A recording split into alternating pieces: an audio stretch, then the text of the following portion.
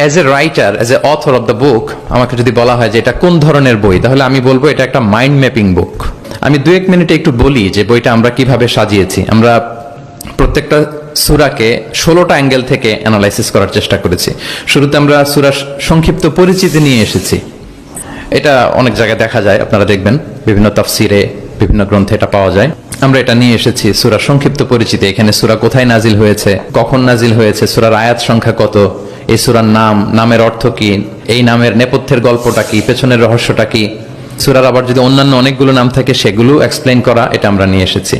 আমরা প্রত্যেকটা সূরার শানে নুজুল উল্লেখ করেছি সহিহ হাদিস থেকে, তাফসির গ্রন্থগুলো থেকে রেফারেন্স দিয়ে, এবং প্রতিটা সূরার যে ভার্চু আছে, ফজিলাত, সেটা আমরা উল্লেখ করেছি সুন্নাহর ভিত্তিতে। পাশাপাশি মজার ব্যাপার হচ্ছে প্রত্যেকটা সূরার শুরু এবং শেষের একটা সম্পর্ক আছে, যেটা আমরা অনেকে ধরতে পারি না। তো সূরার শুরু শেষের সম্পর্কটা কি, সেটা আমরা একটা সাব পয়েন্টে এনেছি।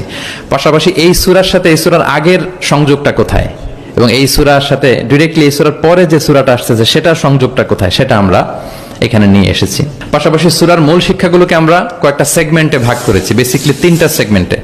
প্রত্যেকটা সূরার যে মূল বক্তব্য, মৌলিক কথাগুলো আমরা 3টা সেগমেন্টে নিয়ে এসেছি, যাতে সেগমেন্টগুলো দেখলেই একজন পাঠক, একজন শিক্ষার্থী সহজেই শিক্ষাগুলোকে আত্মস্থ করতে পারে।